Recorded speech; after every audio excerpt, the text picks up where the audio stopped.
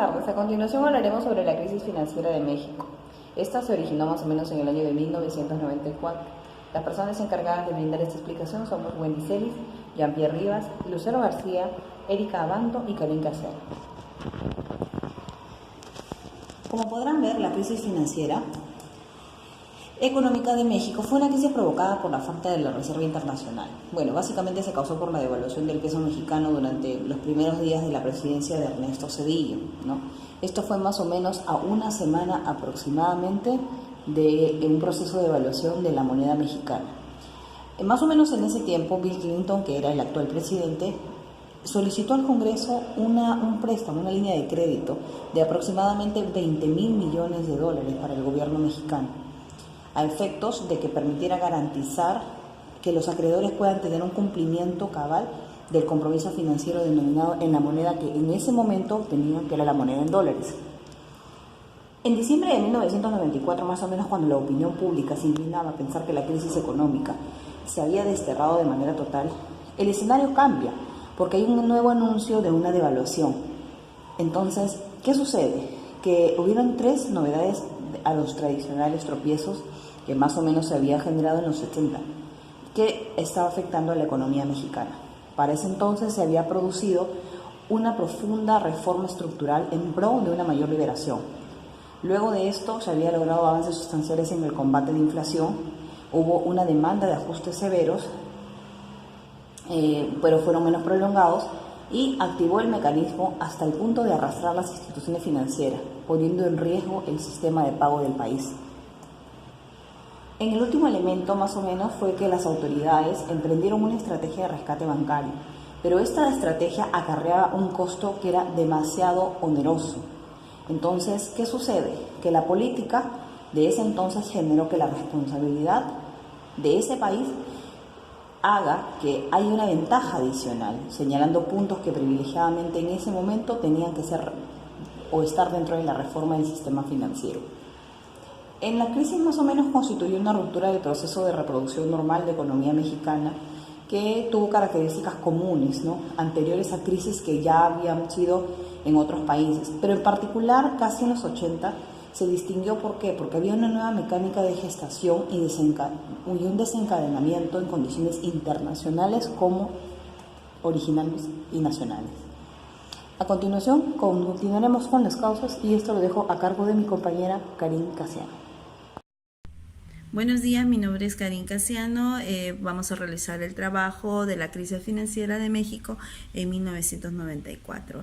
En esa oportunidad voy a hablar del tema sobre las causas, ¿no? Bueno, cuando hablamos de las causas debemos de saber de que existen lo que son las causas macroeconómicas. También se tiene que mencionar con respecto a lo que son la recesión en los siguientes años y sobre todo el analizar los factores microeconómicos que propiciaron que las instituciones financieras, especialmente los bancos, se volvieran extremadamente vulnerables a los cambios del entorno económico. En México influyó los efectos desencadenantes de lo que es la política también, ¿no?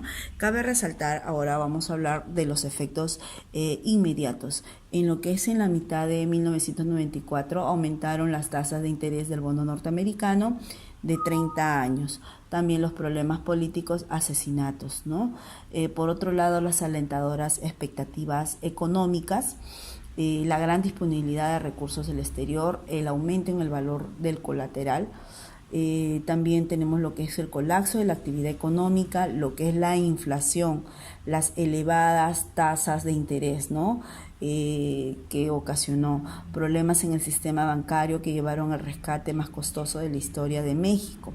También contribuyeron a la vulnerabilidad financiera de México el tipo de cambio semifijo, el déficit en cuenta corriente, también la privatización de los bancos comerciales, ¿no? La crisis que sufrió México fue causada a gran medida por el Tratado de Libre Comercio de América del Norte, que esto entró en vigencia el 1 de enero del 94.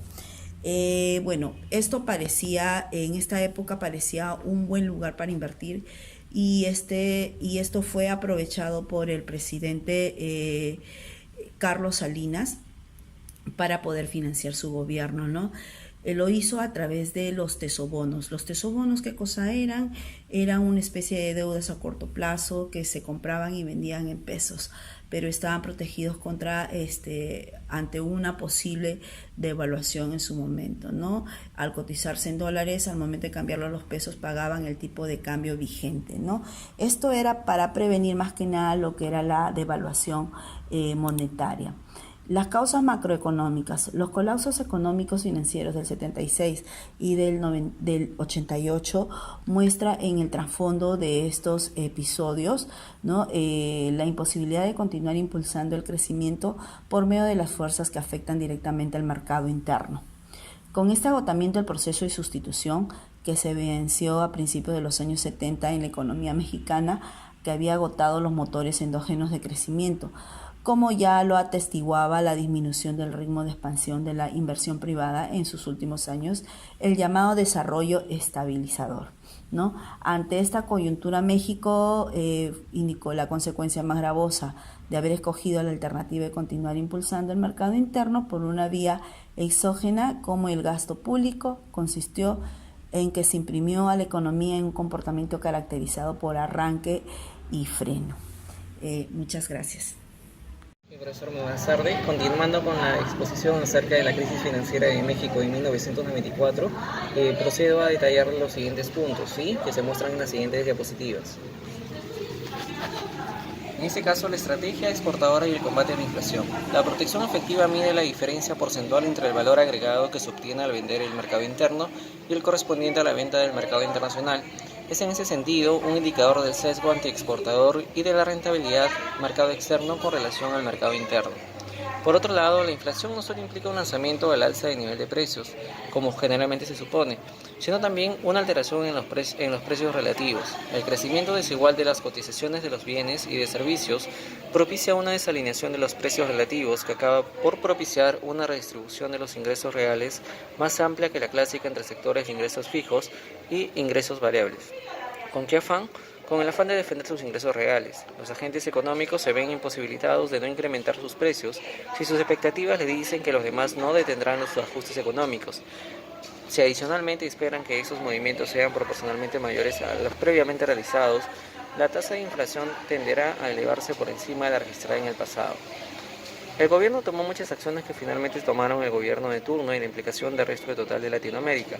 Se habla de tres periodos principales que iniciaron con esta crisis. Una fue de ellos para los comienzos de 1990 a 1994, con respecto del que se analizan los problemas que se fraguan y las opciones de política disponibles. Entre marzo de 1994 y diciembre del mismo año, se enfatizaron otra vez opciones existentes. Se centró en la devaluación del peso generando un auge y una rotunda caída de los mercados de capital. De ese entonces, hubo un exceso de optimismo seguido de un gran pesimismo exagerado, actitud ligada en parte a la estructura de incentivos de administradores de fondos dentro de un mercado altamente diversificado. En lo que respecta al marco teórico, cuando hablamos de marco teórico hablamos de las relaciones y distinciones entre la teoría política económica y la teoría que solamente es económica. Sabemos que existen ciclos, crisis, equilibrio y una explicación. Para empezar a entender tanto los aspectos económicos como políticos y sus repercusiones sociales, manifestaremos que la crisis actual se ha traducido a una crisis económica en México.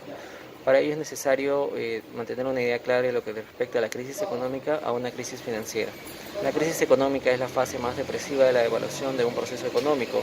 En recesión se entiende que este es un movimiento cíclico que ayuda a que la economía descienda y comprende más o menos de 2 a 3 trimestres de continua disminución del Producto Nacional. Mientras que por otro lado la crisis económica se verifica que hay un principal factor a nivel financiero y a nivel capital, es decir, no importa tanto la economía de bienes tangibles.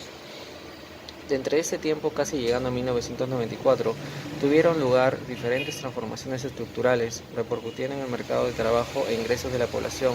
Se combinaron diferentes factores que contribuyeron a una falta de crecimiento e interrupción notoria en cuanto a lo que son tasas y precios de productos en este país, casi para llegar a la época de los 70. La mayoría de las economías atravesaban por una marcada recesión en México y se generó descubrimientos importantes yacimientos de petróleo, posponiendo así el déficit público y la deuda corriente a principios del año 1982. La declinación en la dinámica geográfica empezaban a sentirse dentro del país de México, pero no era tan perceptible como ya habíamos mencionado antes aquí. sino que se genera una reducción de salarios y demanda de empleo, influyendo en el crecimiento del fenómeno urbano. Se recomendaba que exista un ajuste económico, ya que en ese entonces el nivel inflacionario generó la variación de precios y el crecimiento de la economía tuvo un lapso moderado en el incremento del PBI. Buenos días, mi nombre es Erika Banto y continuando con el tema de crisis financiera mexicana de 1994, nuestro avance sobre el mío es desarrollo de la crisis. El desarrollo de la crisis financiera de México del 94 surgió debido al excesivo gasto social, ¿no? La emisión de los tesobones, control de tipo de cambio y gastos en obras públicas, asume que esto generó un déficit de la cuenta corriente que era mayor al superávit de la cuenta de capital. Asume el cargo el presidente Ernesto Zedillo, decide devaluar abruptamente el peso de 3.4 por dólar a 7.2 pesos, ¿no? Siendo eso una devaluación de 110%. Los inversores extranjeros retiraron sus inversiones, agravando los efectos de la devaluación. Cuando el dólar dejó de ser controlado por el gobierno, el tipo de cambio y el peso pierde la mitad de su valor. Esta situación, y asociado a la caída de las reservas internacionales, el aumento del déficit de cuenta corriente generó especulaciones a los inversionistas, ¿no?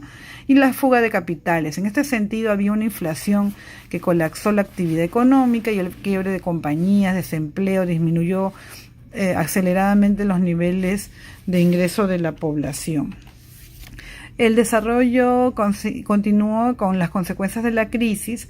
El Producto Interno bajó de 6%, el dólar sube 7.5 pesos en mayo del 96, siendo 3 puntos más que el 94. El déficit comercial de México hacia el exterior llegó a 50.860 de dólares. Del 91 al 94, aproximadamente 5 millones de personas están desempleadas en una PA de 33 millones, es decir, 15% de población mexicana. Esta deuda externa se elevó a 173.400 millones de dólares y el sueldo mínimo estaba alrededor de $3 por 8 horas de trabajo. Esta crisis que afrontaba la economía y la devaluación del peso a muchos deudores les era imposible poder solventar sus deudas, llevando problemas de morosidad ante los organismos financieros, ¿no? Y las medidas para adoptar y combatir la crisis fueron el gran apoyo internacional, entre ellos el gobierno estadounidense con un paquete de rescate, el préstamo de 20 millones de dólares, seguido del FMI o Fondo Monetario Internacional con un préstamo de 17 mil millones de dólares, asimismo el Bank International Settlements con un aporte de 10 millones de dólares, seguido por el Banco de Canadá por 1.000 millones de dólares y así como diversos países latinoamericanos, entre ellos Argentina y Brasil, que fue de 1.000 millones de dólares que recibieron el apoyo azteca. Hasta este momento nuestro avance. Muchas gracias. Muy buenas tardes, compañeros. Se les saluda Lucero García del Grupo 2. Continuando con el tema de la crisis mexicana en 1994, pasamos a ver las consecuencias de esta crisis.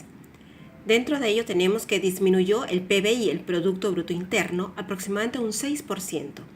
La caída en las exportaciones directas e indirectas, esto debido al peso sobrevaluado de inversiones en CETES y tesobonos. Tenemos que se presentó el efecto tequila al advertir el gobierno de Ernesto Zedillo a los inversionistas el tema de la devaluación. Hubo también incremento de inflación por la devaluación del peso y dificultad para controlar el tipo de cambio debido a la caída de las reservas internacionales por las constantes fugas de capital. La inflación aumentó hasta un 52% a pesar de estar congelada la economía. Sabemos también que la moneda se devaluó en casi un 50% al no contar ya con el capital extranjero. Debido al aumento de los intereses en los créditos, hubo gran morosidad en créditos que estaban vencidos al no contar las personas con capacidad de pago. También tenemos que debido a las escasas oportunidades de trabajo en México por la crisis económica de 1994 a 1995, se generó la migración a Estados Unidos. Esto ha significado un lamentable desempeño del país expulsor y es uno de los efectos más preocupantes de la crisis económica. Dentro de todo esto, ¿cuáles son las lecciones que hemos aprendido? Ya concluida la crisis, podemos decir que si en un país determinado la inversión extranjera es mayor al 3% del PBI, cometemos el error de depender de ese capital, y esto no debe darse de ninguna manera. Al destabilizarse un sistema financiero, se puede implementar las UID, que son las unidades de inversión, que crean un esquema de reestructuración, esto para apoyar las reformas legales y permitir que en bancos nacionales pueda haber participación extranjera. Adicionalmente, la inversión extranjera debe financiar totalmente cualquier déficit en la cuenta corriente. Tampoco debemos permitir que los dueños de bancos realicen operaciones riesgosas e inclusive fraudulentas. Todo esto debe estar regulado. Antes de otorgar créditos a los agentes, debe verificarse la información crediticia. Todo esto trae consigo la necesidad de implantar nuevas reformas financieras para consolidar un mayor crecimiento económico. Y entendamos que ante una situación financiera grave, debe realizarse un estudio para poder tomar las mejores decisiones económicas y financieras, no dejándonos guiar por el tema político. Esto ha sido todo. Muchísimas gracias. Buen día.